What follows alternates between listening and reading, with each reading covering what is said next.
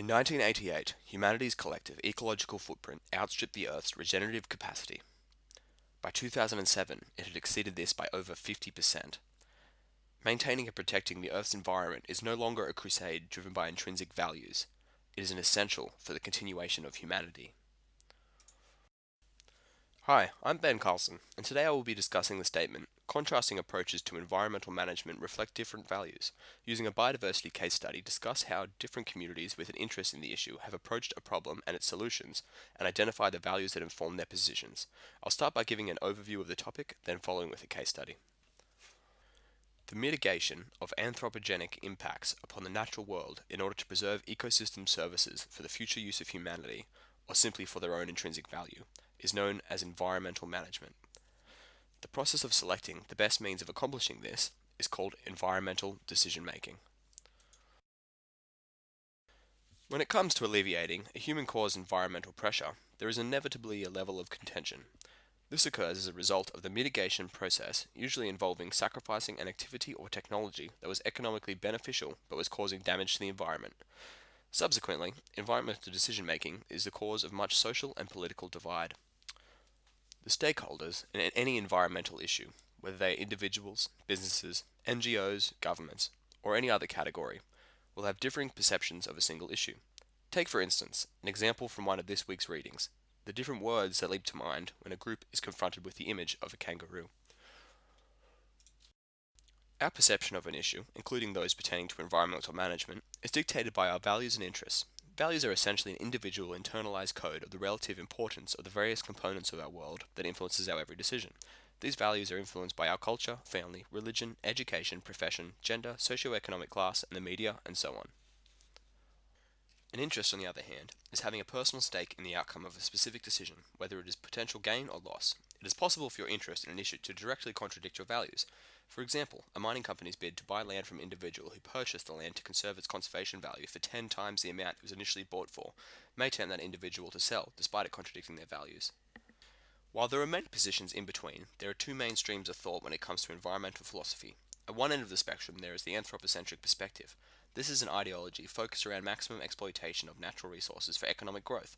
It relies on the theory that new technologies will be able to substitute or provide mitigation for any resource scarcity or environmental degradation. The polar opposite of this is the extreme preservationist position of the ecocentric perspective. Under this ideology, there would be a gross reduction of the economy and population in order to support true sustainability of our natural resources. It also infers moral rights on all elements of the environment, valuing nature intrinsically, that is, separately from the benefits it grants humanity. Old-growth forests are distinct from other forests due to the great age they have attained, centuries, without significant disturbance and unique characteristics this brings. The main feature is the sheer size of the forest trees. These are full of hollows and bayonets. When the enormous trees fall, they cover the forest floor in dense woody debris. This is ideal habitat for a plethora of species and thus promotes vast biodiversity. The issue of forestry in Tasmania has been a 30-year battle between the Tasmanian forestry industry and conservation groups. Mutual satisfaction was finally obtained in 2011 with the signing of the Tasmanian Forestry Agreement. In essence, it resulted in approximately 500,000 hectares of forest being granted protection, while the conservation groups agreed to stop opposing and support the Tasmanian forestry industry. However, in 2013, the Abbott government sought to have 74,000 hectares delisted from the 172,000 hectares that was added to the Tasmanian Wilderness World Heritage Area as part of the peace deal. This reignited the previous debate and instantly stirred up strong opposition. It has subsequently become a political issue of international interest. When it comes to the tumultuous issue of deforestation in Tasmania, there are a multitude of interested parties, from foreign investors to community groups, tourism companies, and outdoor enthusiasts. But the three key stakeholders are the federal and Tasmanian governments, conservation groups, and the Tasmanian forestry industry. The current federal government, the Liberal Party, has very strong anthropocentric values. Coming out at the end of their term with a budget surplus is their priority. The amendment to the Tasmanian Forestry Agreement is just one of their strategies to achieve this, as increasing the lumber and raw mineral exports from Tasmania will stimulate the state's declining economy and increase Australia's annual gross domestic product. The three most influential conservation groups in regards to this debate, who are all signatories on the Tasmanian Forestry Agreement, are the Australian Conservation Foundation, Environment Tasmania Incorporated, which represents 20 smaller groups, and the Wilderness Society. Their values correlate with those of the ecocentric end of the spectrum, from communalists to deep ecologists. Their interest in this issue is fairly black and white, as they perceive the forests of Tasmania and the biodiversity they promote as being intrinsically valuable. The continuation of the Tasmanian Forestry Agreement, while surrendering much of the Tasmania to the forestry industry, ensures the protection of some 500,000 hectares of forests, which they view as an acceptable compromise and thus support.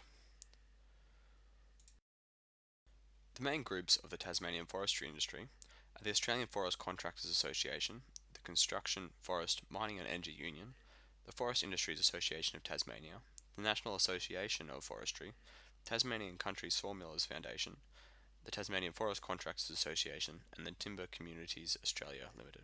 The Tasmanian forestry industry is essentially a collective commercial enterprise, and thus their values are anthropocentric or economically driven. Their interest in this specific issue is not, as may be immediately supposed, in support of the government's amendments.